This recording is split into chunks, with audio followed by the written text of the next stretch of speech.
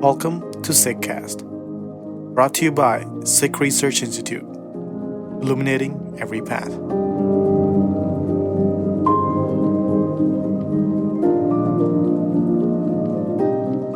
In this episode of the Sikhcast, we share a recording from a live discussion held on March 28, 2026 in Tampa, Florida, featuring Harinder Singh in conversation with Dr. Sukhbir Kaur Nijher. The dialogue, titled In Reverence and Reflection, invites listeners to reflect on the life, vision, and enduring wisdom of Guru Gobind Singh Sahib.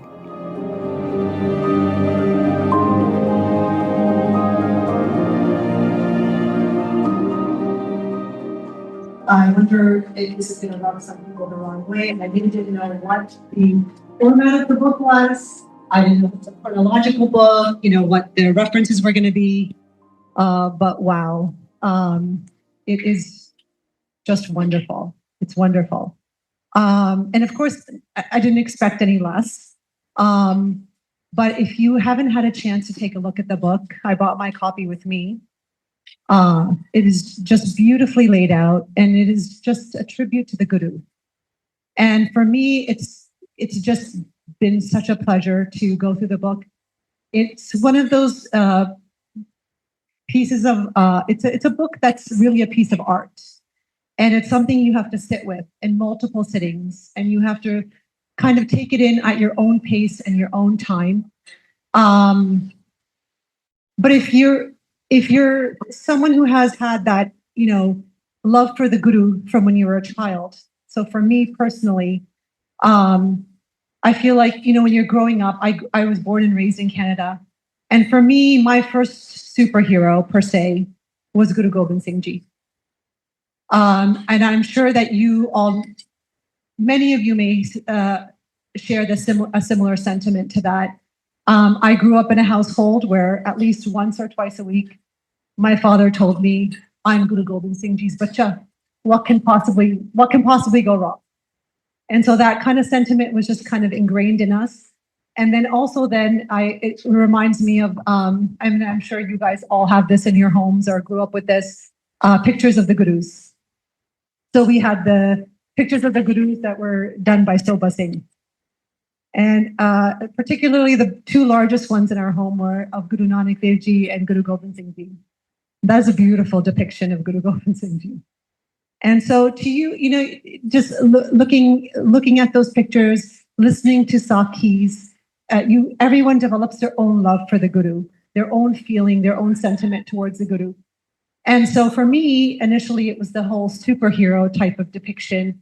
Then slowly, you start to listen to stories and learn about the Guru, and the Guru becomes more of like an example of what you should set your life out to be. Your leadership skills, the type of things you achieve, the type of social justice you work towards.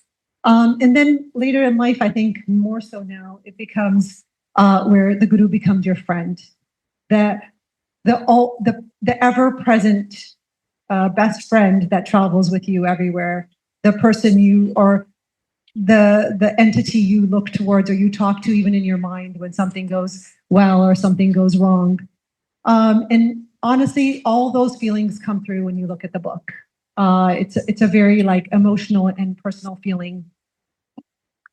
So I think I'll start there. I know that the idea of the book began after you did the translations of the Bani, and then it became the podcasts with Jasleen Kaur. But what brought on the impetus of I need to put this book together and take on this huge task? Thank you for the praise on the book.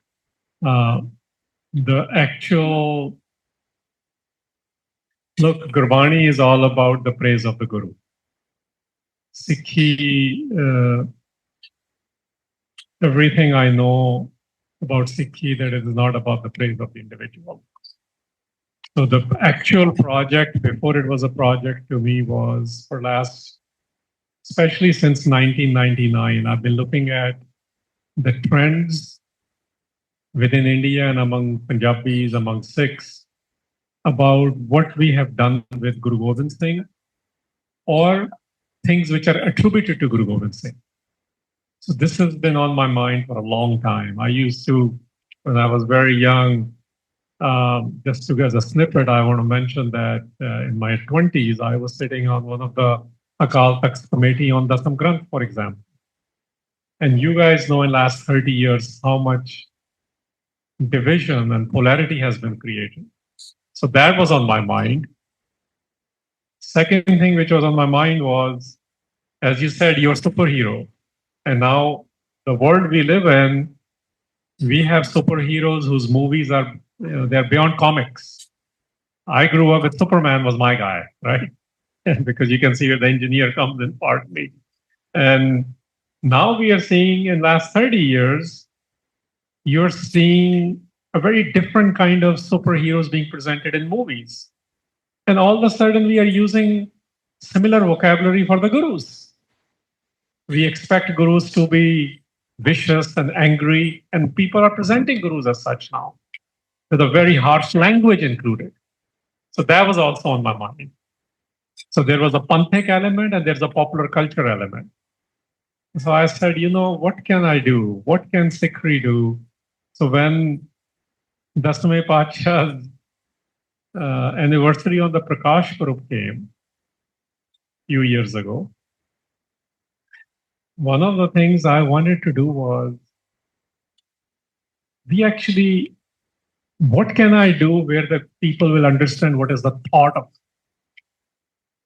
That was the impetus. We don't know the thought of the Guru. We have an image of the Guru, however beautiful or nice it may be. It worked for the kids. It hasn't worked for the adults. And am I going to remain the kid? So I went after the thought of the Guru. So when I was looking at the thought of the Guru, I said, I need to look at some primary and secondary sources so we can understand. And I'll just bring one historical element here. Guru Tegh Bahadur Pasha's Shahadat happens. It's 1675, 1676, depending on who you cite. And all of a sudden we think Vaisakhi happens. There are almost 24 years in between. I wanted to focus on that. What does it take? We call these things watershed moments, or, you name it, something catastrophic happens, something demoralizing the people. It is changing the destiny of South Asia. The mighty empires like the oligarchs and the authoritarians we see today, we have the same thing. And what did Guru Gobind Singh do once he became the Guru? So that's what I wanted to go after. So of course, I'm interested in childhood Sakhis as to how he grew up in Bihar. But once he became the Guru, it's like when you are a leader, what do you do? So I went after that. And that to me is the thought of the Guru, as a thought in practice. So it actually started out as an art project and a thought project. I do want to mention Kiran's name. Before there was a podcast with Nassim. It was during COVID, second year, a few months in. It was January. I called Kiran Kaur Ahluwalia and I said, Kiran, what are you doing for next few months or next week even? She's like, what do you want to do? Those of you don't know, she was doing her master's at University of Santa Barbara back then, and she's an artist. And I said, do you want to do workshop? She's like, sure. Who's it with? I said, just you and I. She's like, really? The workshop for just you and I? I said, yeah. I'm going to explain 10 Shabads, every single word of that, as far as I can understand, the color, the poetry, the thought, the vision. And your job is to translate it into graphic and art with no image of the Guru. So actually, that was the project, because the world understands beauty and art. Some people are wired left brain, right brain. So the project actually was art based on 10 Shabads. Art depicting from Indology to global art, from an eye of somebody who is a millennial. because that's what contemporary world is. We are Gen Zs and millennials. So I spent 2 days with her in downtown San Francisco because all the offices were closed. She got her dad's office. We sipped our lattes and we just spent 2 days together there. And she said, I can finish this in 6 months. It took her 3 years. It is that challenging. That's why nobody does it. It's easier to just put together an image. So at any point during this project, putting this book together, did you feel overwhelmed in the sense that the Guru is so vast? You know, if you look at a book, it just feels very, single dimensional. Whereas the Guru is so multidimensional. There's so many aspects to the Guru. I would feel a huge sense of responsibility to have all of those qualities shine. And you've done a beautiful job of that. But did you go back to the drawing board and think, okay, let's rethink this, let's do this? What was that process like? Yeah, I'm a very harsh critic. So of anything I read or watch, movies, books, podcasts, anything in popular and academic culture. So I'm equally harsh and much harsher on myself, actually. So absolutely the number one challenge I want to share with you guys, and this is why I was not in a rush. If you're going to talk about anything of the Guru, it has to start with Shabad. In Sikhi, the centrality is the text.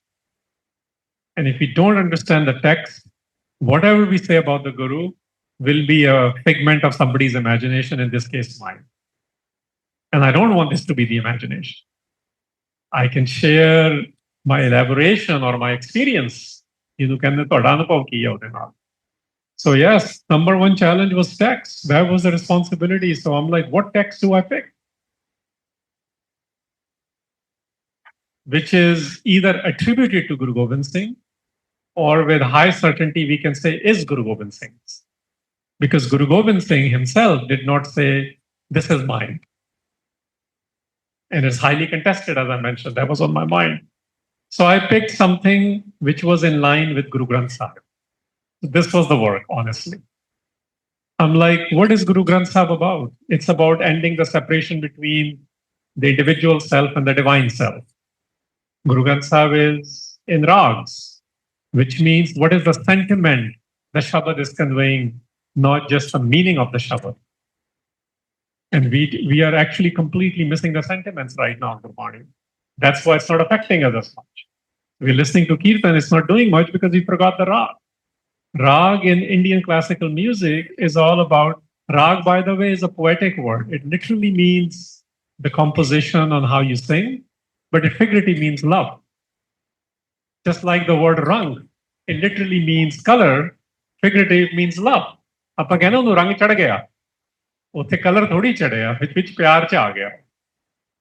So that was the second thing for me, that Guru Granth Sahib is all about ending the separation between myself and the divine self, and then do it in that color, that music, which is all about love.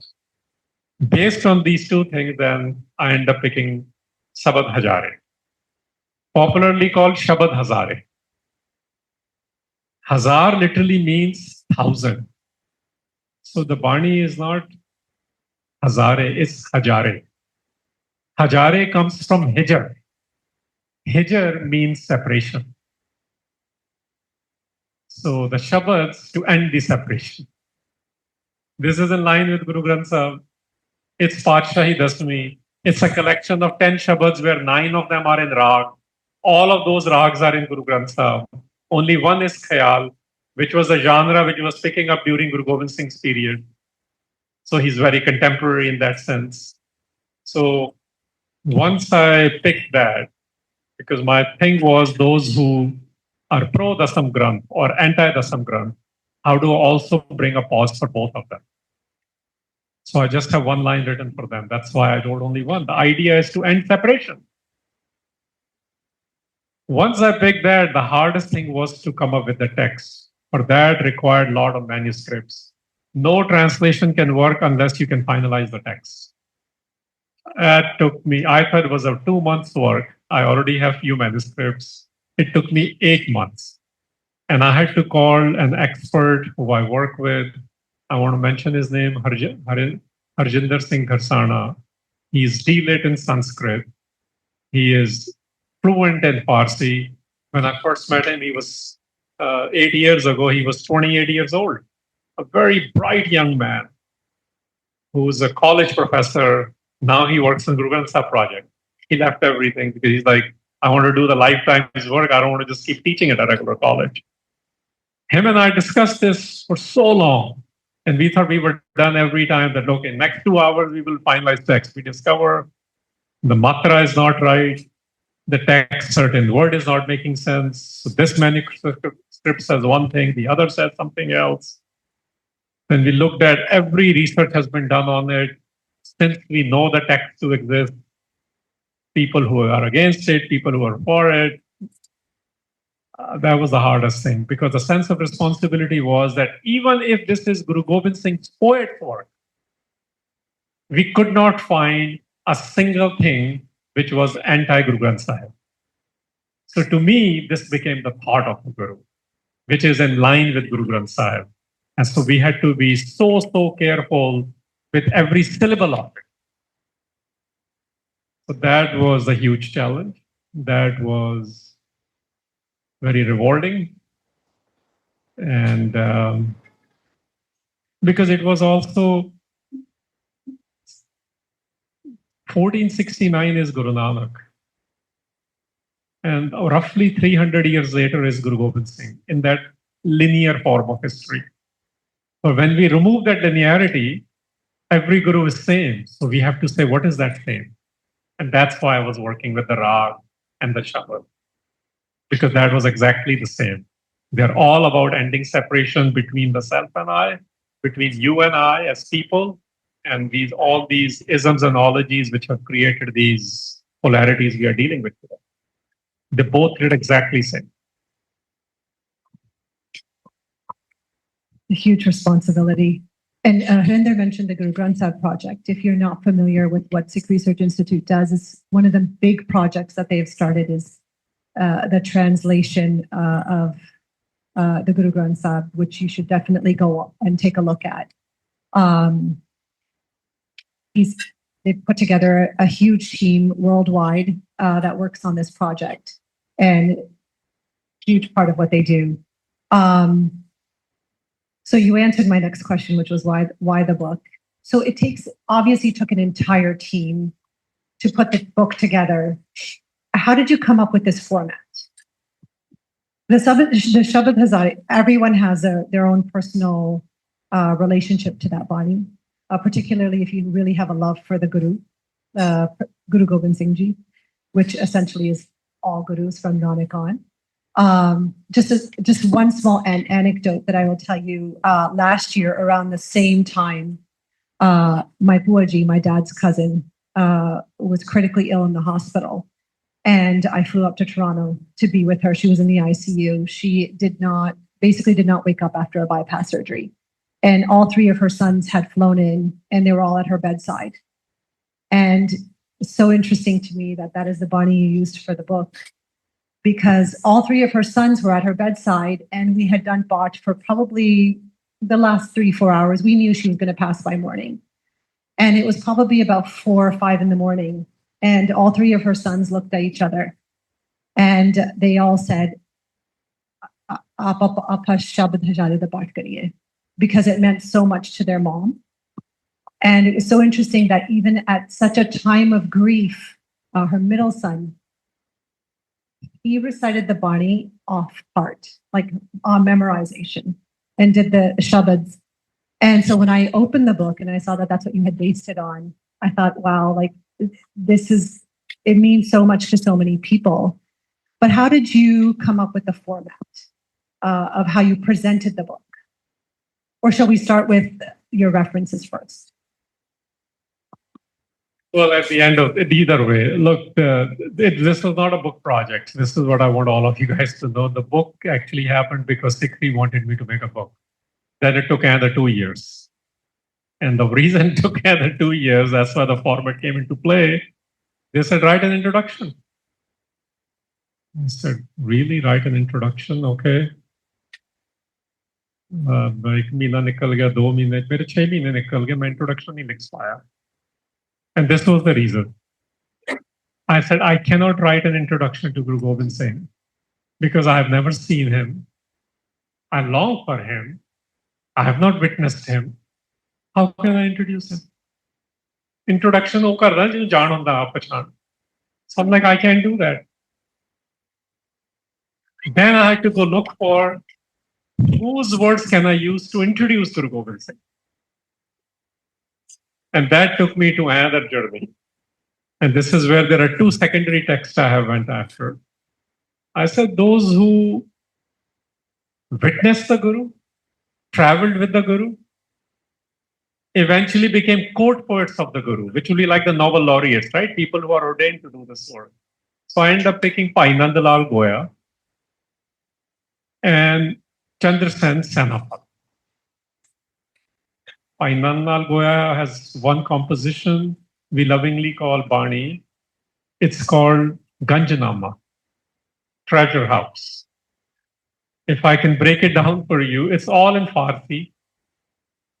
So this thing about America and India going through one nation, one language nonsense, look how Gurus dealt with it, and even Gurus' poets. Bhai Nandlal Goya is from Afghanistan area, serves in the court in Agra, eventually go to Anandpur Sahib to serve the Guru. That Bani is in Farsi, Persian. 10 chapters, if I can call them chapters, and 10 subchapters, 2 subsections of each of those. To me, he describes the grandness of the Guru. The vastness, as you were calling earlier, how grand the Guru is. And then the other person I picked is Chandrasen Senapat Sri Gur Soba. He writes all of his book in Braj, the Central India's language, precursor to today's Hindi. And to me, this was like, this is great. One is telling us the grandness, the other is giving episodes and details of each episodes when he's traveling with the Guru. So part of it became a very long introduction. And I'm like, great, I'm going to just make it as long as it needs to be then.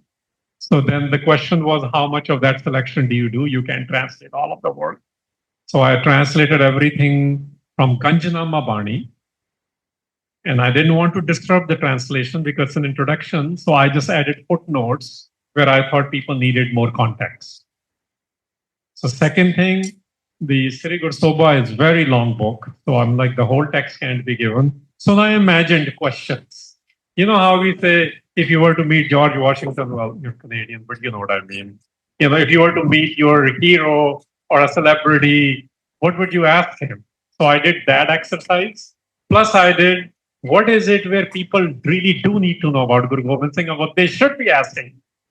So I'm imagining 2 things as what I would ask him and what people need to be asking. I came up with, I designed for 10 questions, but it couldn't end at 10 because there were more questions left. So I ended up doing a couple more. So answers of those, then I took excerpts of Sri Gur Soba and I translated those.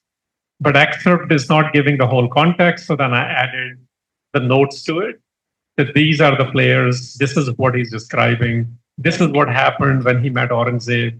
This is what happened when the Aurangzeb wouldn't meet him. This is what happened when the first battle took place. But the direct answers are from him. I just provided the context. So this is how I brought 2 secondary poets. They saw the Guru, they wrote about the Guru, and they were endorsed by Guru Gobind Singh himself as the court poets of the Guru. And then before every Shabad, you have a title, which is then followed by a question. And so what was the thought process behind that? Was the question answer? So the base was the Shabad Hazare, and that's the part I forgot. And when you were talking, I want to connect that because Sikhs lovingly call a collection of Guru Arjan's Bani to be Shabad Hazare.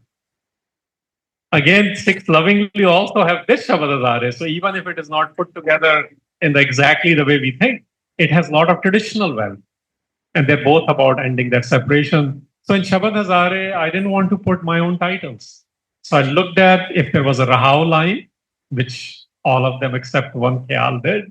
So that helped, and I picked that word and I put it on top. Just give a context. Then I raised a question on it. So for example, yoga disrupted. Because you know how everyone's talking about yoga today in a particular way, but this is what Guru Gobind Singh has to say on it. And what I want to mention also is the very first Shabad, the second Shabad, the last Shabad, it's all about Naam. And I want to take a minute on the word Naam. If you ask me, this is the word which needs to be understood much more than any other word. Sikh culture is called Naam.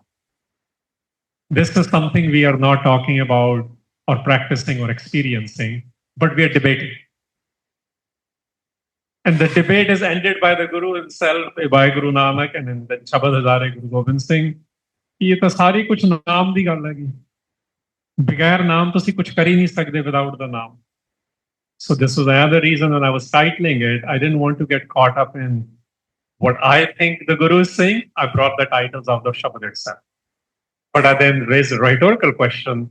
This is the answer. I'm looking for answer to this question. The other thing I did was I didn't want to disturb the translation. Translations are very tight. We can't put commentaries in translations. So then I did commentaries by design for each Shabad. I said, this is what Guru Gobind Singh is saying to me. When I read this Shabad, he's asking me, hey man, have you figured this out for yourself? Or are you just going to tell people what Guru Gobind Singh is? So the culmination of this effort, I think the way I would describe it in contemporary terms is, I think you came up with the most beautiful Valentine for the Guru. You know, like kids make Valentines from kindergarten onwards. And that's what I would describe it as. It's like an awe of the Guru. That's what this book is. It's like, you know, when you're trying to express your utmost love and awe and devotion to something that you love so much. It covers the artwork. You initially present the Shabads in calligraphy. And calligraphy, I'll speak a little bit about the calligraphy.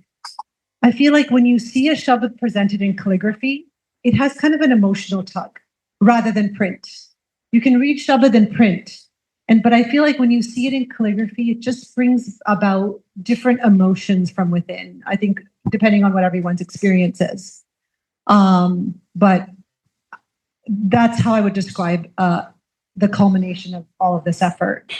Can you tell us a little bit about the calligrapher, Albel Singh? Yeah, Albel, thank you for asking. But before that, you know, this is the unique phrase you have come up with for the book, calling it the Valentine. There is something to it. Because it's got, you know, so when you're a kid, you get construction paper, you collect all sorts of things, you glue them onto the paper, you write a poem in beautiful writing, you know, and you do that from childhood onwards. And so there's no other way to describe it other than the ultimate Valentine. It's amazing. So you just use that word. The calligraphy has to do with the beauty. Everything has to do with beauty. And what I've also noticed in my upbringing, to my development of Sikhi, to my visualization of the Guru without the image, because in Gurbani it says, Gur ki Murat man mein dhyan. The form of the Guru is what gets formed in the mind. And it's not the image. And dhyan, jinu assi kehne hain na, Hindustani parampara ch ਉਹਨੂੰ ਧਿਆਨ ਕਹਿੰਦੇ ਨੇ. Dhyana dikh raha hai in English ਵਿੱਚ. You know, there is dhyan for different things. So what is my dhyan of Guru Gobind Singh? And if you want to interpretively say कि मैं meditatively की experience कर रहा हूं Guru Gobind Singh. So it really is about the beauty. I think calligraphy, ਤੁਸੀਂ ਉਹਨੂੰ pick ਕਰ ਲਿਆ right word that describe ਕਰ ਰਹੇ ਸੀ. When you see something, your attraction is first because of beauty, because of awe. Sikh culture ਵਿੱਚ ਉਹਨੂੰ ਵਾਹ ਕਹਿੰਦੇ ਨੇ. You know, when we say wow or wah, ਕਿਸ ਵੇਲੇ ਕਿਹਾ ਜਾਂਦਾ? When you don't have any data to describe anymore. It's like you have a statistics, right? On even a sports figure. But when somebody is great, you just say wow. And ਇਹ ਸਾਡੇ culture ਨੇ ਕਿਹਾ, ਵਾਹ ਵਾਹ ਗੋਬਿੰਦ ਸਿੰਘ ਆਪੇ ਗੁਰਚੇਤਾ. So wow factor ਜਿਹੜਾ ਉਹ ਕਿਸੇ ਲਈ ਚੀਜ਼ ਨੂੰ ਸੁਣ ਕੇ ਆਉਂਦਾ, ਕਿਸੇ ਨੂੰ ਦੇਖ ਕੇ ਆਉਂਦਾ, ਕਿਸੇ ਨੂੰ ਸਮਝ ਕੇ ਆਉਂਦਾ, but eventually ਜੇ ਵਾਹ ਨਹੀਂ ਨਿਕਲ ਰਹੀ ਤਾਂ ਗੱਲ ਬਣੂਗੀ ਨਹੀਂ. So the effort was to Albail Singh ਨੂੰ ਫਿਰ ਮੈਂ ਅਸੀਂ ਕਿਹਾ, because Albail Singh is UK based, Kiran is California based, Harinder is Rajasthan, India based. I move a lot, so I'm somewhat, I say I live in I travel mostly, but my residential address is in US and Texas now. And Albail is UK. So this has nothing to do with Bande Kithe Si, main tonda das raha hai how global it became. Because I saw the level of calligraphy he does, because we see him producing that in Guru Gobind Sahib, but I've known him before that project. So I asked him and I said, and poor Albail, because I made him change this so many times, because we kept discovering, remember text finalization, we thought we were done, it took another 7 months. So he did it by hand, then he digitally transferred it. So it's all done by hand. And then both Kiran and Albail, we asked them when it became a book project, that you have to write now, why did you choose this style of calligraphy? And why did you draw this art? Because artist inspiration is equally important. Because otherwise, when we look at art or calligraphy, we think, chalo, if you don't know much about it. So when we ask them, they're like, they've never done this. I'm like, it's the first time for everything. What is your inspiration in this? What are you getting out of it? Why did you pick this style? So Albail ne jab gal ki thi, because he says all the samples available of Guru Gobind Singh's writing are based on that. So we have, by the way, I don't know if you know, obviously, if our act was together, we should have had samples of every Guru's handwriting, but we have at least 4 Gurus. So you have the signature of the Guru at the very beginning of the book. Can you tell us a little bit about that? Yeah, I mean, that was my response to when I told them, you can't write my name on the book as an author, because that would be disintegrity. Shabad Guru de ne, introduction 2 quote poets diyan ne, main ta jabaliyan hi maar raha na. So they're like, people are going to ask for sign the book, this and that. I'm like, okay, let's put the signature of the Guru. So if you want, this is the best thing you can have. And now you get to see how Guru Gobind Singh also signed. We have that available to us in various hukumnames and other texts. So this was the reason. There were 2. Get to see, like, Guru is a real, superheroes are not real. Guru is very real. Guru, Professor Puran Singh ਨੂੰ ਮੈਂ ਜੇ ਇੱਥੇ ਕੋਟ ਕਰਾਂ ਨਾ, ਉਹ ਕਹਿੰਦੇ ਗੁਰੂ ਜਿਹੜਾ ਗੁਰੂ ਦਾ sweat ਤੇ ਬਲੱਡ ਆ ਨਾ, equally same ਆ ਤੁਹਾਡੇ ਵਾਂਗ. So that's how real the Guru is. And I don't think we have that realization. So part of the work was to use language which is devotional, but at the same time very real. Same thing with art. So signature makes it real. So this is not something which is cooked up. This is not something ancient where one may think it's mythological. This is very, very real. And signature, like author signing on the post level. So you told us a little bit about Kiran Kaur. So she went from a 3-month, thinking that she'll finish in 3 months. And it took her 18 months. It's very interesting when you look at the book. She's done a beautiful job of depicting each Shabad through nature, because you can't do a physical depiction of the Guru. There's not really human form, but like shadow form. But the other thing that comes through is it's not only a depiction of Guru Gobind Singh Ji, but really of all 10 Gurus, I think comes through. And the other thing is we see the recurring image of the ik, of ik onkar. How did you decide to choose the one, ik? And I know a lot of it is one force. That's a huge part of what Sikri talks about, but more so what you always talk about as well. It's interesting because, as a Sikh growing up in North America, everyone always said, what's your 3-minute spiel on Sikhi?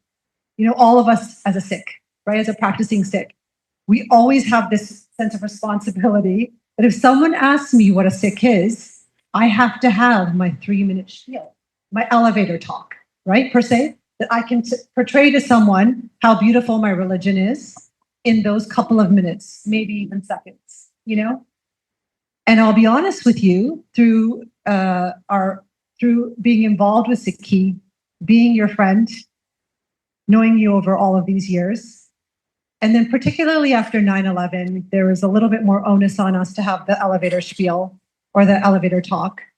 But honestly, it became so simple.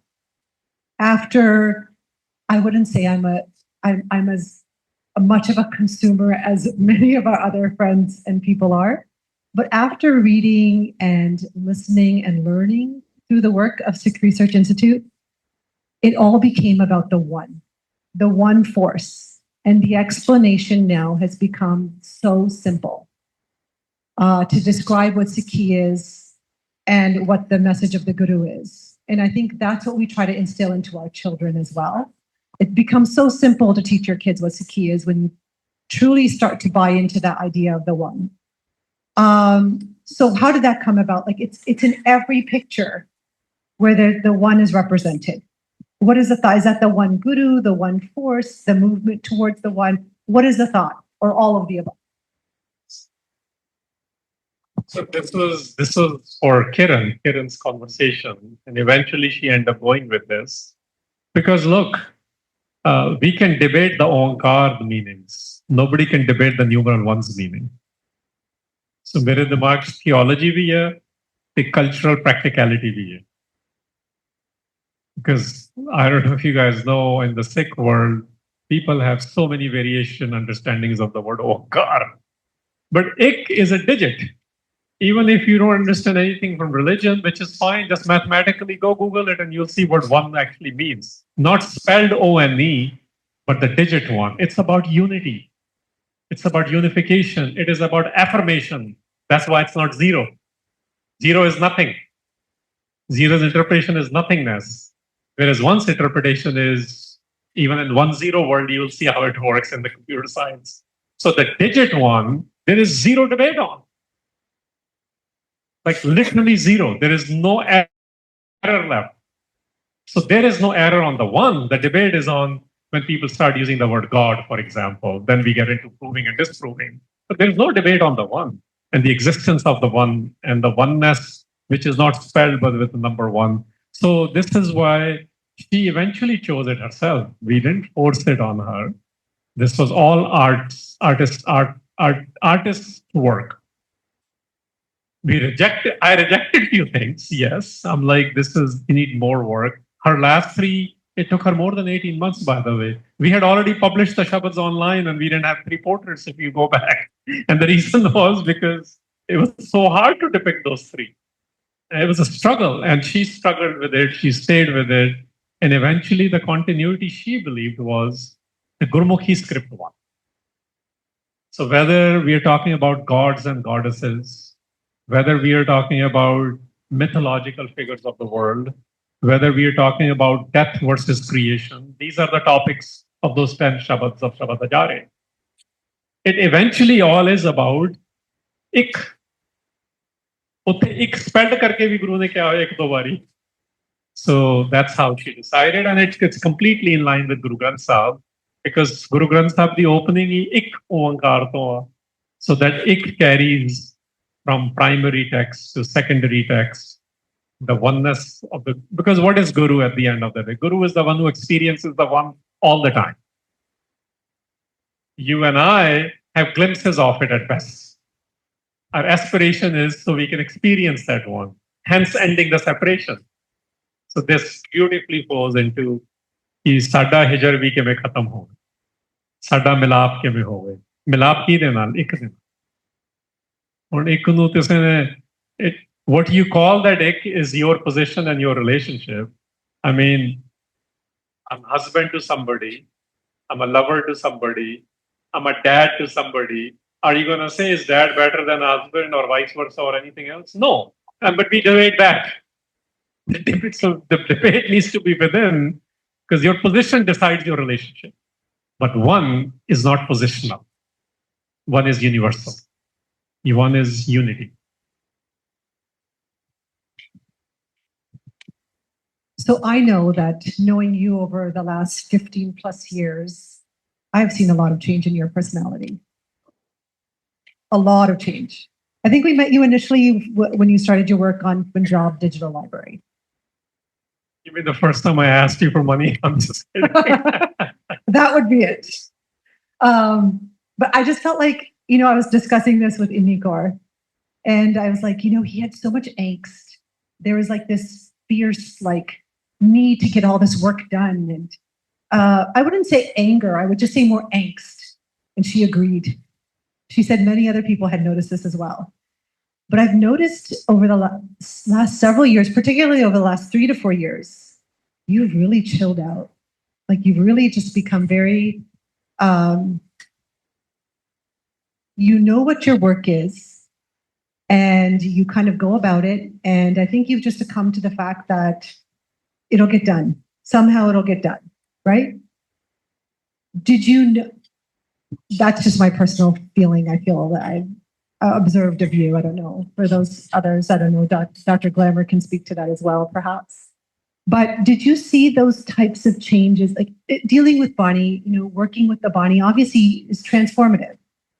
Did you find those changes, Bill saying in Kirinkor? Like how were they changed by the project? I think there is a pause for all of us, if I can find the common word. And that's the only time we grow, when we pause. Because otherwise, and we know this even physically, जब तुसी सोने हो ना, तुसी तो doctor भी इतने कई बैठे हो, जब बंदा सुता होता है, pause होती है ना, उसके लिए growth हो रही है. So one of the things was your rahao moment, life which we came like. That's why there is a rahao in Shabad. Even in these Shabads, there are so many rahaos. That's why. I think it's an interesting observation. Yes, there is some truth to it. Maybe for you guys in Western Florida, you know what they say, the calm before the storm. So I still have a lot of storm in me, but Barney does that to you. The honest answer is this. Yes, I think there has been a tremendous change within. I can attribute that to, I can actually share that. I lived in Sarasota for a couple of years. And I remember one time I needed to go do something, and I was working on Guru Gobind Singh projects, one commentary. And it was the Shabad of Reverence. It was Rag Gujri Mahalla Chautha. I was actually walking near Fort Myers somewhere because I was waiting. Somebody's flight got delayed and an hour to kill. So I went to that. Can I chota ja koi park cha hai where some janwar bhi hai thode ji uda naam hi mainu yaad aa raha. And I was walking there for a while, and I was thinking about these two lines. So I know the moment when I had to really pause in life. And those two lines were Guru Ramdas Padshah's. Mere meet Gurdev, Moko Ram Nam Prakas. And I was preparing to do commentaries, because before I do commentaries of a Shabad, it takes me a lot of time to reflect. Commentary is all about reflection. It is not mental explanation to me. उत्थे मैं पता की सोचा, मैं क्या, oh my God, I have asked only for the understanding of Naam. I have never asked for the experience of Naam. So then I had to go work on eliminating some more filths within. So maybe I can have a little bit more experience of Naam. So that started an interesting journey before this project. So this project came in the middle of it. So elements of those came in. Naam does interesting things to you, and you have to discover it. It's experience. To me, Shabad is the explanation or understanding of Eko Onkar, the one. Naam is the experience of Eko Onkar.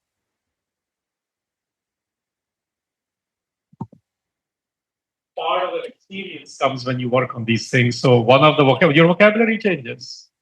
I cannot use words like Guru was a great poet anymore. Poets are dime a dozen. ਅਸੀਂ ਸਾਰੇ poet ਨਹੀਂ ਹੁੰਦੇ ਸੀ college ਵਿੱਚ ਜੇ ਨਹੀਂ ਵੀ ਹੁੰਦੇ ਸੀ ਕਿਤੋਂ ਲਿਖਾ ਕੇ ਅਸੀਂ ਕਿਸੇ ਕੁੜੀ ਨੂੰ ਇੰਪ੍ਰੈਸ ਕਰਨ ਲਈ ਪੋਇਟਰੀ ਦੇ ਦਿੰਦੇ ਸੀ So what poet is doesn't mean poetry is real. Poetry can be mostly imagination also. So Guru was a great warrior. So what? तो फिर ने warrior ने Guru is, as Bhai Nand Lal writes, कि जेड़ा sovereigns ਦਾ ਵੀ sovereign ਆ ਨਾ ਉਹ ਆ Guru. I want to bring that in here because he's training the warriors. So obviously he's not just a warrior, he's training the poets. He's showing how to deal with fleeting allegiances. You know, when we said people change their stand, he's dealing with that for almost 24 years with the, we will say, 24 chief ministers of Hill Rajas. Kade wo Guru de naal hai, kade Aurangzeb de naal hai. So what Guru is, the positional ਜਿਹੜੇ sovereigns ਜਾਂ leaderships ਹੁੰਦੀਆਂ ਨੇ ਜਿੰਨਾ ਕੋਲ ਗੁਰੂ ਉਹਨਾਂ ਨੂੰ ਸਿਖਾ ਰਿਹਾ ਤਾਂ how can Guru be just another great poet, another great warrior, another great spiritualist? No, we don't understand the domain of the Guru. ਗੁਰੂ ਨਾ ਕਿਸੇ ਹੋਰ ਬ੍ਰਹਮੰਡੀ ਦੁਨੀਆ 'ਚ ਉਸ ਬ੍ਰਹਮੰਡੀ ਦੁਨੀਆ 'ਚ ਉਹਦੇ ਆਨਸਰ ਆਉਂਦੇ ਨੇ ਫਿਰ ਉਹ ਧਰਤੀ ਵਾਲਿਆਂ ਨੂੰ ਸਿਖਾ ਰਿਹਾ ਏਦਾਂ ਕਰੋ ਸੋ ਉਹਦੀ ਗਲਿੰਪਸ ਲੈਣ ਦੀ ਕੋਸ਼ਿਸ਼ ਹੈ No, but I think that's what the book does very beautifully, is it does lay that out through the 10 Shabads, the way you've laid it out, because yes, Guru is the ultimate sovereign, but like you said in the book, he's also the divine emancipator, in the sense that he's laid out the code of how to free us. You know, we discuss this all the time. He's given us all the tools to free us, to remove the shackles, to be free of what society thinks, to be free of what you think your responsibilities are, cultural, what your idea of your religious leaders, what they expect. He's kind of freed us of all of those things. And he's also shown us how to be multidimensional, to be a great poet, to be a great musician, to be a great son, to be a great husband, to be a great father. All of those things. And he's kind of asked us as Sikhs to, that as a Gursikh, this is what I would love for you to be. So, if I may, he's not just doing this for the Sikhs. I know we as a Sikhs are saying it. He's actually doing this to everyone on the earth. And when the reason I say this is,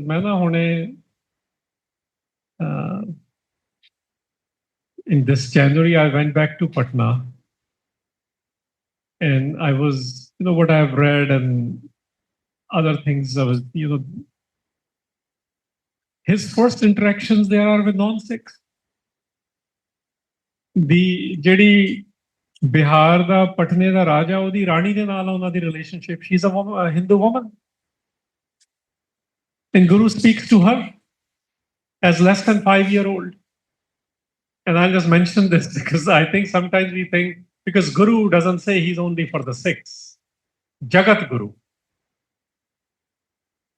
Vishambara Devi is her name. She doesn't have a child. Those emotional thing. I want to bring that part of the Guru because we don't think कि Guru ਉਹਦੇ ਨਾਲ ਵੀ relate ਕਰਦਾ ਕਰਨਾ. So ਇੱਕ ਦਿਨ ਨਾ ਉਹਦੀ ਗੋਦੀ 'ਚ ਬਹਿ ਜਾਂਦੇ ਨੇ ਜਾ ਕੇ. She's like, I'm yours. And she, in her human sense, says, how can it be? You are Mata Gujri's. She's like, so this is the poetic way to explain, right? This is the answer. He says, as the moon shines in two different ponds. So this is how Guru relates. And that Rani and her the husband's name, they're king and queen of Patna. When Guru Gobind Singh is leaving for Anandpur Sahib, they walk with him to the outskirts, like the rest of the Sangha, where Guru Gobind Singh eventually tells them, go back. Your job is to rule this city properly. My job is now, next journey is beginning in Anandpur. So how do you win the king and the queen? Today we will say the politician of the city also. So this is the real Guru. So ਜਿਹੜਾ ਆਪਾਂ ਕਹਿ ਦਿੰਦੇ ਆ ਨਾ ਕਿ ਉਹ ਅੰਤਰਜਾਮੀ ਆ, Antarjami is the one who knows the inner condition of ours. So that's why. Sorry, I just wanted to say that Guru is for everyone. But for Sikhs, he's not just another teacher, ਉਹ ਸਾਡਾ ਗੁਰੂ ਆ. Otherwise, teachers ਸਾਰੇ ਨਹੀਂ ਹੁੰਦੇ ਨੇ. ਜਿਹੜਾ ਉਹਦੇ ਨਾਲ ਪਿਆਰ ਕਰਦਾ ਉਹ ਉਹਦਾ ਗੁਰੂ ਆ. Actually, ਇਹ ਪਿਆਰ ਦੀ ਖੇਡ ਆ. ਬਾਕੀਆਂ ਲਈ, we go check out people. No, people check out Guru also. But there are very few who remain with the Guru. ਉਹਨਾਂ ਦਾ ਉਹ ਗੁਰੂ ਆ. ਬਾਕੀਆਂ ਲਈ opposition ਆ ਗੁਰੂ ਦੀ.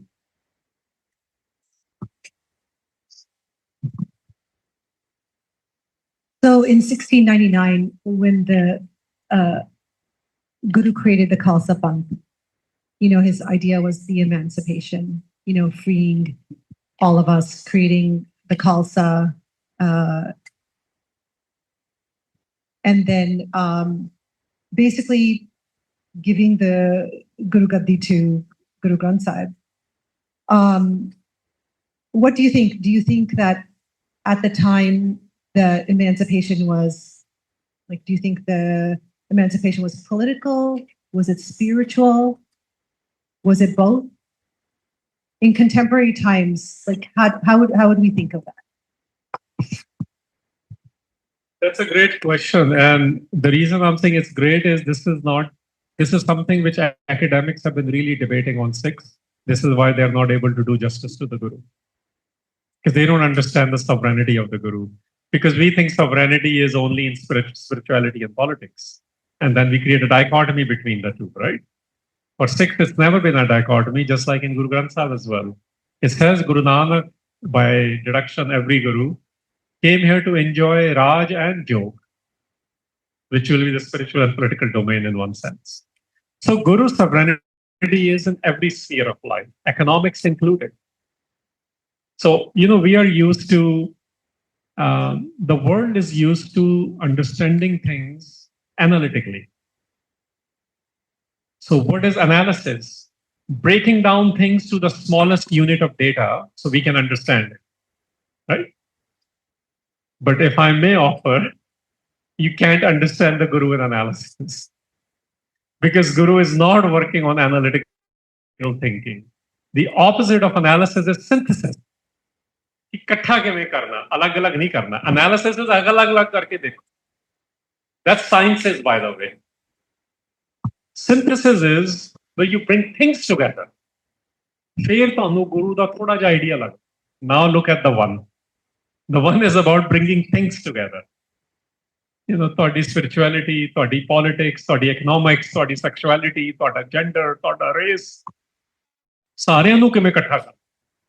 So when you brought the word Khalsa, the practical example of that was only one Punjabi was the one of the five Pyaras. The only time India has seen, or South Asia, I should say, a consolidation of people without force was Guru Gobind Singh's Vaisakhi. They all came because they had heard about the Shabad. They saw the Guru is demonstrating actually koi discrimination hai hi nahi. Even a barber can get up that day and become Pai Sahib Singh. And look at how we treat people with haircuts as Sikhs sometimes. So Guru Gobind Singh is an amazing synthesis, what he does with the Khalsa. And that synthesis has to do with Shabad-born people who are not demanding someone else's life, who are volunteering their life to become the new people. So synthesis समझ नहीं आऊगा, synthesis experience किया जाता, analysis समझा जाता. So मेरी एक request है कि सारे नू कि शब्द दा तो बिल्कुल ना analysis करेगा करो. शब्द तक इकट्ठा कर रहे हो, तुसी तोड़ के देखना चाहते हो.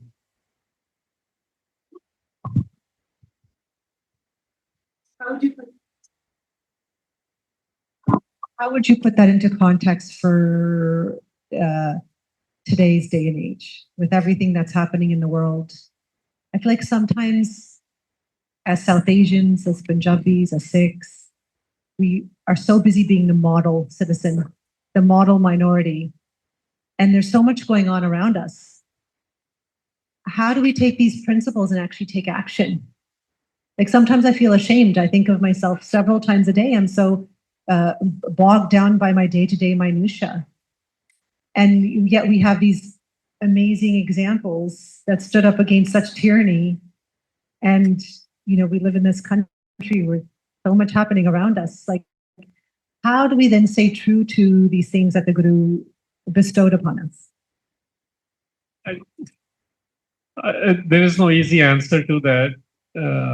I can try to be as honest as possible about it. The reason I'm saying as honest as possible because there's a filter within me which changes my answer. ਜੇ ਤੁਹਾਨੂੰ ਐ ਲੱਗ ਰਿਹਾ ਮੈਨੂੰ ਤੁਹਾਨੂੰ ਲੱਗ ਰਿਹਾ ਮੈਨੂੰ ਥੋੜਾ ਜ਼ਿਆਦਾ ਪਤਾ ਤਾਂ ਮੇਰੀ ਕੀ ਕੰਡੀਸ਼ਨ ਹੋਣੀ ਹੈ ਸੋਚੋ ਕਿ ਮੈਂ ਕੀ ਕਰ ਰਿਹਾ ਹਾਂ. One of the good things I want to share, and I don't want us to be too hard on ourselves. You can choose to be if you want, but what Guru does is Guru is aspiring us towards a more higher elevated lifestyle. Guru period which we Guru is not demanding everyone do this, but Guru is saying सारे दी aspiration ta hove. So I would say most people who know the Guru do have some aspiration of this, that we have our own journey to Anandpur, but not everyone can stay at Anandpur. That's the last thing I had mentioned from Sri Guru Soba's Senapat. What we don't realize is Anandpur was not an idea, it was a physical city. But were all the Sikhs, even after Guru Gobind Singh or during Guru Gobind Singh, were able to stay at Anandpur? No, many visited.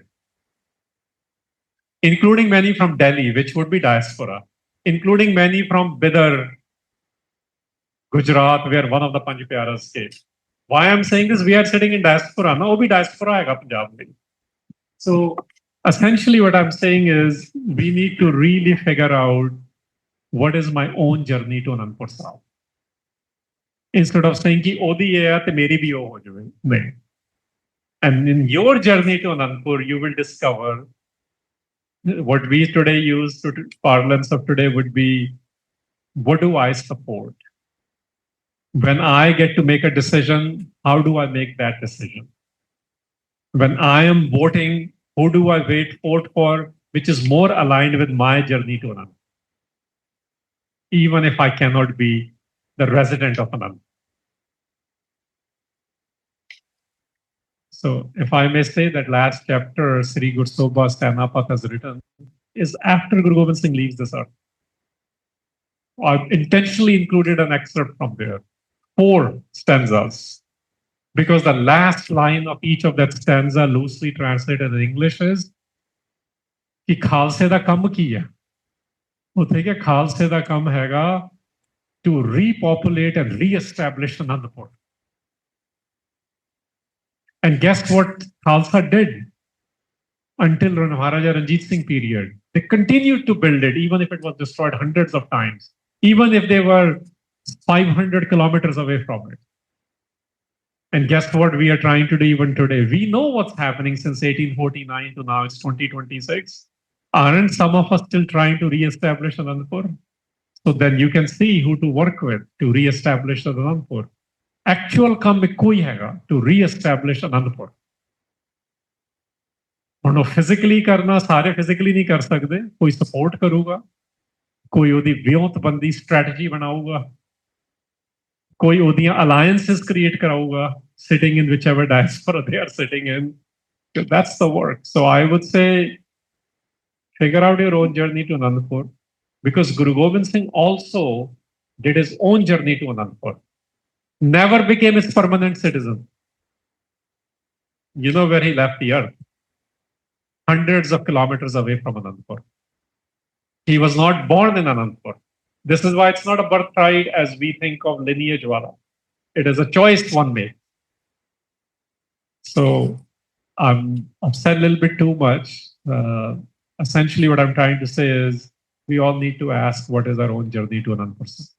It kind of reminds me of the discussion we had at one of the charter member summits in Chicago when we did the Shabad on Kartarpur. Similar, right? Guru Nanak Dev Ji's establishment of Kartarpur. Similar, very parallel to Guru Gobind Singh Ji. Same, right? Absolutely. So what we came out of that discussion at the end was create your Kartarpur wherever you are. Try to emulate that wherever you are. So in closing, at the beginning, I mentioned the themes of, discussed our own personal relationship with the Guru, the themes of emancipation and sovereignty, and the idea of the Guru being ever present. When I was discussing the Guru's presence in my life, like always having that best friend who's there, kind of your support system, someone you can just sit and reflect with. Do you think, like, how do you think that in today's day and age we can feel that presence, that we can always have that everlasting presence of the Guru with us? And how do we instill that into our children as well? Instill in ourselves, Yeah. Thank you for asking that, Sukhbir, because at the end of the day, this is what Gurbani's thesis really is. Sadi traditional phrase odi hegi hai for the presence, Hazuri. And guess what? It's extension of Hazur. Hazur is the sovereign. Hazuri is the presence of the sovereign. In our busy bodies, we have presence of non-sovereigns within us. Kids, networks, extended families, non-sovereigns. So that presence is overwhelming us, right? Sometimes we break down, give me a break, right? We even say this. So how do we feel that presence? That's exactly the project. How do you feel the presence in our busy lives? So Guru Nanak through Guru Gobind Singh Maharaj is the same thing.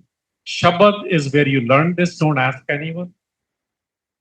This is one question where I said, don't ask this anyone. How do I do this? You learn that from the Shabad and you experience it in now. It is so intimate and so personal. Zero formula, 0, 1, 2, 3, do this and this will happen. No, it's a relationship. There is no calculation in it. When we feel the presence of something, you can't explain it to anyone. And if you try to, they'll say, oh, lunatic hagi. So dekh leo karke, and they'll say, oh man, they've gone berserk, right? Because they are not feeling that, na? So kise nu na pucho, na kise nu dasso, shabad to sikho, ਤੇ ਨਾਮ ਚੋਂ ਉਹਨੂੰ experience ਕਰੋ ਉਹ ਜਿਹਦੇ ਕੋਲ ਉਹ ਹਜ਼ੂਰੀ ਆ ਜਾਂਦੀ ਹੈ ਨਾ that ਹਜ਼ੂਰੀ is that presence ਜ਼ਾਹਰਾ ਜ਼ਹੂਰ ਹੈ ਕਿ ਹਾਜ਼ਰ ਹਜ਼ੂਰ ਹੈ it's a word play in Japsa like with alliterations so Guru never said if you do this you will feel the presence you feel the presence when you have developed a relationship.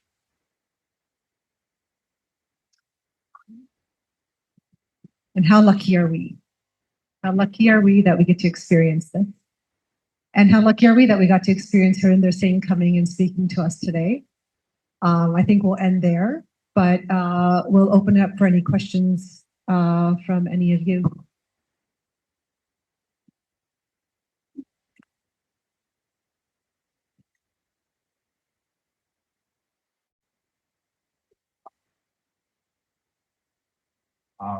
We are really honored and delighted to listen to both of you. It's just amazing and a wonderful experience. Before I do ask you a question, I'd like to have just a quick short note. I'm just fortunate to visit Baidanlal, where he was born, as well as Baidanlalji with Waters. I've been visiting myself. So that's when I was teenage, so way back. So anyhow, my question is, when Dr. Glammer had originally alluded to. That is the source of accumulation as well as the compilation of your data, how ethnicity of that, how accurate that is. As we all know that I'm a little bit emotional, so you have to bear with me. Guru Gobind Singh Sahib, he was multilingual, and his version literature is very waste. In Kabul University, they teach as they want a bilingual. It's a very deep and so forth. Not only prior to him going to India and so forth, becoming Chela of Guru Gobind Singh Sahib. So he had written quite a bit of Persian literature. Question is, that is how, if someone is really not familiar with that language that well, how well we know that with whatever the translation is, that's accurate. Thank you for sharing that you visited Ghazni. How fortunate! I made it all the way to the Afghanistan border, but they didn't allow me to enter. I keep venturing on to many places. I ended up all the way to the end of Khyber Pass, and then they wouldn't let me on the other side. But I cheated. I was born there. Okay, all right. I'll have to figure out how to do this. The new Taliban government is allowing some expatriates, by the way. I know 2 people have gone back. But anyway, the simple answer is this. I kind of covered it earlier, that first of all the translations I have done myself. So I'm not relying on any existing translations because I saw a lot of problems with it. They just skipped over the words. Now, behind the translation I also mentioned was, so I have working knowledge of Persian and Braj. I end up doing another degree in linguistics. So from there, and then I self-learning all multi-languages as well. The languages related to Guru Gobind Singh and Guru Granth Sahib's attributions.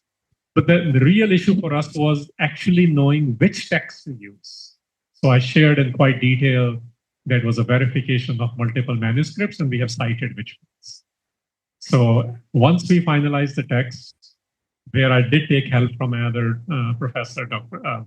Harinder Singh Sahib, I mentioned his name, then I worked to try and do translations myself. He's referenced all of that. Yeah. I have a question. Okay.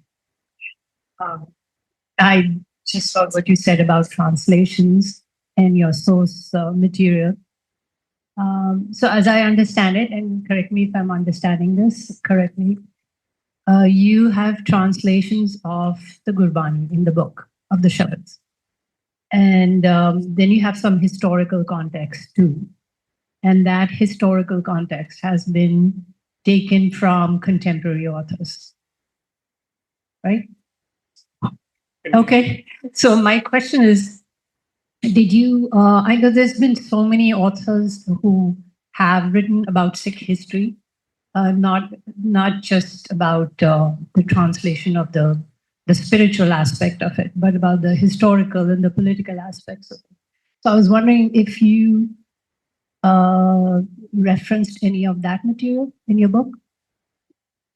Yes. So thank you. I understand. And yes, your recollection is correct.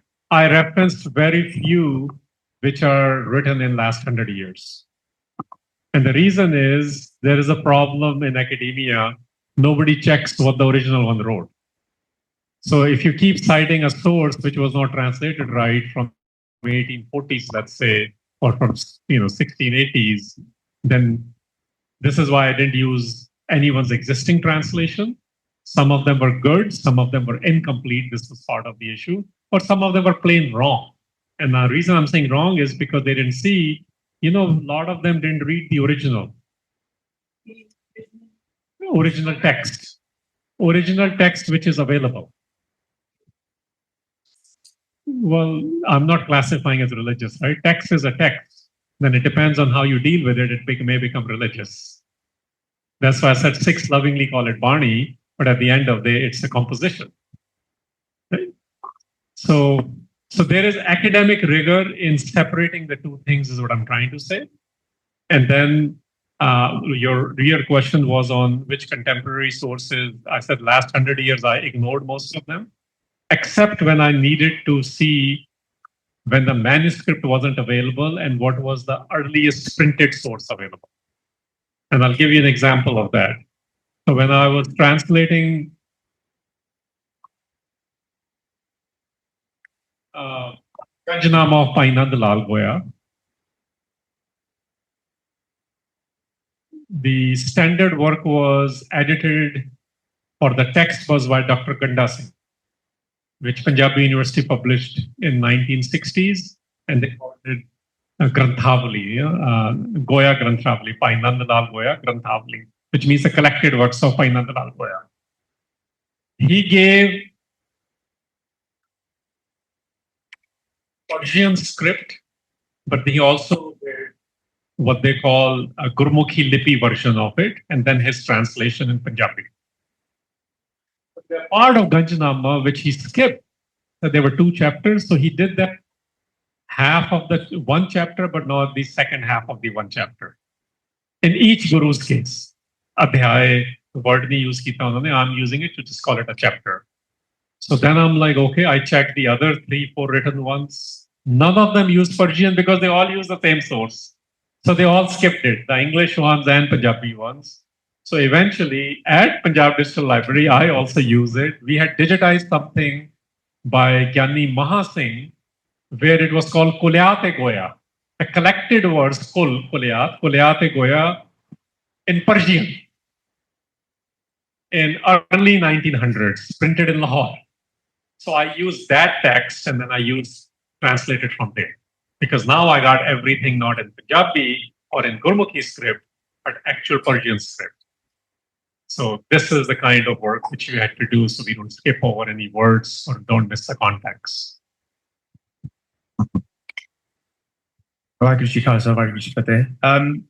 So I've got a 2-part question, I think. When you mentioned Guruji being Jagat Guru, right, and not just belonging to Punjabi Sikhs, so someone who is from a non-Punjabi, non-Sikh background and has probably had a shorter runway, if you want to call it that,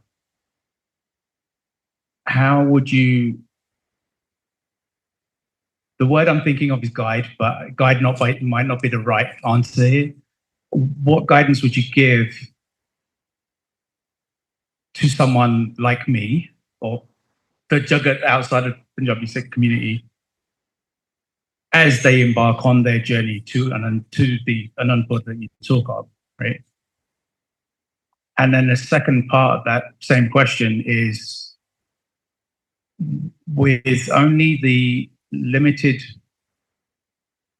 intellect and knowledge of the resources that are available to us, be it translated resources, if you don't understand Punjabi that well or you can't read it that well, and you're trying to decipher your daily hukamnama to the script that's in the book, the obvious connotations of, right, the Lord, the Master and stuff like that, right, which and very anglicized. If you were to give someone like a magical pill, right, and say, as you're embarking on this journey, you may come across terms, you may come across ideas that don't directly relate to the wealth of experience that you've got and your peers have got. How can you help someone like us, right? Sorry, that was a bit of a long-winded one. So thank you for asking. If I may ask, what part of that Jagat are you from? You said you are outside of the Punjabi domain. So I was raised in a Sindhi household. I was raised in a Sindhi Vaishnav household. Sindhi Vaishnav household. Yeah. Oh, got it. From London immigrants and Even initially from Multan and then Hyderabad. Hyderabad. That's where my grandparents So from Hyderabad. Yeah. Okay, interesting. Okay, so on the first part, thank you for asking that, by the way. So Guru spoke to, as I said, I don't have a guidance. I'm going to now give you answer because that's the whole work. Harinder's answer is not important because I'm saying this is what Guru's saying for his 4 poets. So Painandal Goya actually answers that. What is Guru? For those who are looking for that light. So another like phrase that he uses a phrase there. Sorry, I switched to Punjabi. No, I understand. So he says, Jumla Faiz Noor, Guru Gobind Singh. If I loosely translate that, it means the splendor of light is Guru Gobind Singh. So how do you take things from light? Now, this is a general question. It's rhetorically I'm asking. When there is light out there, how do you take from it? Do you take it or do you receive it? And all I'm going to say is prepare to receive because light is there. This is the work where we have to change. When I was saying we have to go towards synthesis rather than analysis. So in the first part of the question, I'm saying it's really preparing to receive light. Because if I believe and I have all the answers, I will never be able to receive it. I'm not saying you do. I'm saying that, right? Yeah. So, but hold a second. Hold. So that's the first part. When there's a splendor of light. So look at the word. That's an English word I'm saying, but the original is Jumla Faiz Noor. Noor is pure light. Second part to your question, which was, I understand what you are asking is, I'm trying to from a commoner's angle because what do you do? Let me use my example. When I was coming out of high school, I really thought I understood sciences and math very well. I go to do bachelor's degree in aerospace engineering, and I'm like, math airplane and design karanga, and I'm on top of the world because part of a senior project got picked by the White House back then on how to build space stations on the moon at that time. Then I started doing my master's. I'm like, man, by the way, in bachelor's, we started discovering what they taught us in high school was wrong. It wasn't wrong. That was my arrogance. It was a special subset. It was incomplete because I was not mature enough to grasp the complexity. So in master's, I had this Russian professor when we're doing finite element analysis. I'm just saying, and he's like, E equals MC squared is wrong. Actually, it was wrong. What it was it is such a special case, it rarely happens. And I don't know if you guys know, in the last one, but Einstein is genius because he simplified so everyone can understand it. So knew it was a simplification. So as we grow in anything, as we go deeper, not just wider, because the world we live in today, our information is mile wide, but not even inch deep. So when you start going deeper, instead of saying they were wrong or he was wrong, you're saying, I see that was a skewed data. There is more to the data. And that's how you become vast. That's how you grow. So as you are picking up things, including the word is Guru guide, is Guru master, is Guru mentor. We use all these words. Eventually it's Guru, the one who eliminates all darkness, again related to light. So pick up any tool, a book or a reference, but treat it as incomplete. In Sikh tradition, it's called kachi. Kachi is not bad. It's not pakki. Pakki is Guru. Satguru bina hor kachi hai bani. Because Guru is ripened. It's perfect. So when the Guru Shabad directly enters you, everything else just seems not as complete. So that's what I have learned over the years. So you said the light, right? And then you receive the light. So then if you receive the light and the Guru says, soy, how does one receive the light if the light is you? Sure. So this is the danger of one-liners. I'm not going to go there right now. Sure. In growing up in Midwest, certain thick phrase on DC Kansas, which we heard. They're like, Bible bangers are here. Now they're going to do sharpshooting of Bible. And Sikhs have started doing the same. To prove their point, decide one line. You're not doing it. You're not doing it, but I'm bringing it to others on this because we're all very aware of it. And this is how debate becomes massive because we lost the context. Let me build with that Shabad And let me bring you the answer from that shabad. It actually is describing a phenomenon of light, which is saying the light is presence. I'm not feeling it. Remember her question? How do I feel it? Presence mere ko ke mein aave. Presence hai, but I'm not feeling the presence. This, I mean, if a psychiatrist is better, they can tell you better than me. But this is what the thing. If you're not feeling it, then you gotta do something with your condition, right? Okay. Ose shabad which na utthe fir, if I may just come to a line. I know I can't do one line, but the answer to that is Gur Sakhi Jot. So Jot is there. Pragat nahi ho rahi todi. And what is Sakhi? Sakhi is not a story, guys. I know we say everything is a Sakhi these days. Sakhi literally means where you have a witness to an event. In Sikh early tradition, we had something called Parchiyan, something called Akhi, and very rare stories which were written and witnessed were called Sakhi. ताही साखियां बहुत घट होंदियां सी हुण सारियां साखियां सी बनाई जा रहे हैं नहीं because Sakhi is so when it's saying Gur Sakhi when Guru becomes your witness. I mean, I'm a Public Enemy fan. I don't know if you guys know political rap. They used to have a song there called Can I Get a Witness? Yeah. So that's what this is. It's not that can I get a witness, can I make Guru my witness? ਕਹਿੰਦੇ ਜਿੱਦਣ ਉਹ ਹੋ ਜਾਂਦਾ ਨਾ ਤੁਹਾਡੀ ਜੋਤ ਪ੍ਰਗਟ ਹੋ ਜਾਂਦੀ. So it's there, it's hidden for you, it's not revealed to you.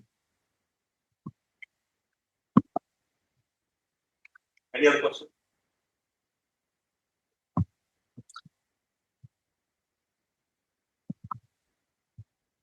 Waheguru Ji Ka Khalsa, Waheguru Ji Ki Fateh. Thank you very much. I think this, what can I say? Wow, wonderful. Balle balle, chak de fatte. So it's difficult to explain. You know, the experience we had it's difficult to explain that in the word. You know, we are really lucky that we are here and we could hear this discussion. And, you know, we should be thankful to Waheguru that gave us the opportunity to come at this time to discuss this and learn. And on top of that, we are really thankful to you guys, you know, how they discuss and how we learned a lot of things. It takes a lot of effort, vision, imagination, work to publish something like this. And I think each and every Sikh should have a book like this. Not only I will just buy this book to see the signature of our Guruji, but this is as a reference, like you said. So so much effort is there. So many references are there for us to see. So personally, I was lucky. I'm part of Sikri. I got the book earlier, but I'm going to get a book for each one of our kids. And I hope they will get a time to read about it and learn from this.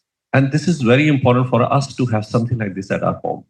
And it will also, in a way, appreciate what our Guru's vision was, and also to appreciate how much time and effort these guys are put into it to publish something like this for us. You know, like we have so many great questions from you guys.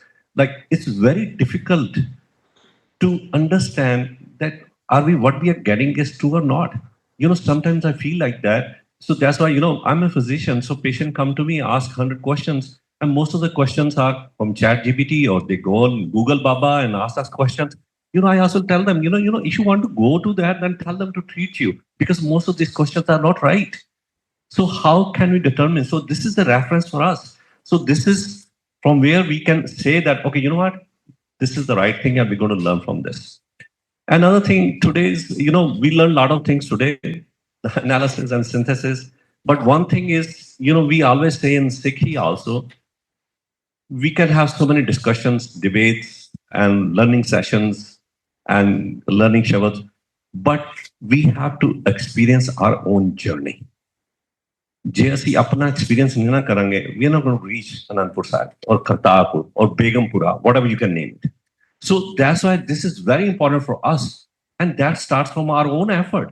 When we read the Shabad or we read books like this, we try to then follow that and then develop our own journey to reach our goal, which is, you know, we discussed so many things today. So I hope all of us can be successful in our journey to reach Anandpur Sahib or Kartarpur, Begumpura, whatever way you want to reference it. So that's very, very important for us to go there, to reach there. And that's why we are born. That's why a Sikh wants to become a Sachiara, to be at that stage, to be at that city. So that's why we have to do it. And these are the processes, these are the things which are available to us, and we have to follow this. Thank you again so much for all of you guys to coming. And thank you again. Where is Aman Singh? So he put a lot of effort. Aman Pratap did a lot of effort. Thank you very much for doing this for all of us. And thank you very much for coming there after all. Thank you. So there are a lot of books here. So these are the books here. So if you guys can buy these books for yourself, they'll help you also. And also these are the things which will help the Sikhri. Now, Sikhri is an organization which I love Sikhri because it's Sikh Research Institute. And you should be the consumer of this. Go online and see how much work they have done it. This is an educational institute. This is for our education, not for Sikhs only, for everybody. So sometimes we have questions, we go on that and consume it and learn from it a lot. So I suggest that all of you guys should try to do that. And in the process, when you buy the book also, it helps the Sikhri. And if someone else wants to go beyond that also and help them to donate so that these kind of research, these kind of books keep on coming in the future, they'll be really appreciated. Thank you very much again. Waheguru Ji Khalsa, Waheguru Ji Fateh. Last note, thanks to Dr. Glamour for hosting this and making this happen. Sukhbir Kaur for coming and being a little bit too nice to me. And Aman, as was mentioned, and to all of you, honestly. Look, I'm going to say something which I'm not supposed to because this is what I am. Tusi kitab lani nahi lani koi farak nahi panda. It's not about the book. My only objective in coming and having conversation was कि Guru di grandness appreciate karo and be a little bit reserved in saying much about the Guru. It's more important to discover the Guru. ਕਿਉਂਕਿ ਜਿਹੜੀਆਂ ਵੱਡੀਆਂ personalities ਕੋਈ ਵੀ ਹੁੰਦੀਆਂ ਨਾ ਦੁਨੀਆ ਦੀਆਂ, ਉਹਨਾਂ ਨੂੰ ਇੰਨੀ ਛੇਤੀ ਨਹੀਂ ਤੁਸੀਂ ਕੁਝ ਕਹਿ ਸਕਦੇ ਇਹ ਗਲਤ ਹੈ ਨਹੀਂ ਆ। ਅਸੀਂ ਬੜੇ ਧਰਮਾਂ ਬਾਰੇ ਬੜਾ ਕੁਝ ਕਹਿ ਰਹੇ ਆ। And this is the Gurgaddi of Guru Gobind Singh. I want to come back to that, this year anniversary. So what Guru Gobind Singh did when he became the Guru is what we really need to focus on. That will tell us what kind of leadership lessons I need and what we need to demand from our leaders. Because when somebody is Gaddi Nasheen, they are the rulers. You better know how to talk to them. Every Guru did that and they allowed that. That's our work. So please discover the real Guru Gobind Singh through his court poets and through himself, and have your own journey to Anandpur by developing a relationship with the Guru through Shabad. Shabad is understanding again. Naam is the experience of the one. Thank you again. Waheguru Ji Ka Khalsa.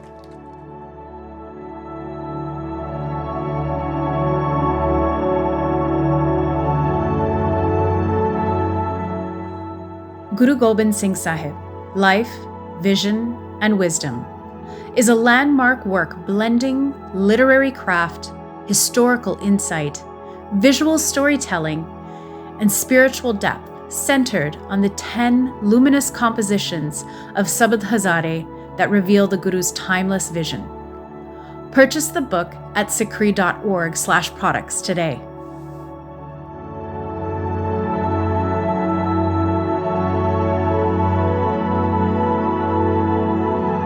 You were listening to Sikhcast by Sikh Research Institute, illuminating every path.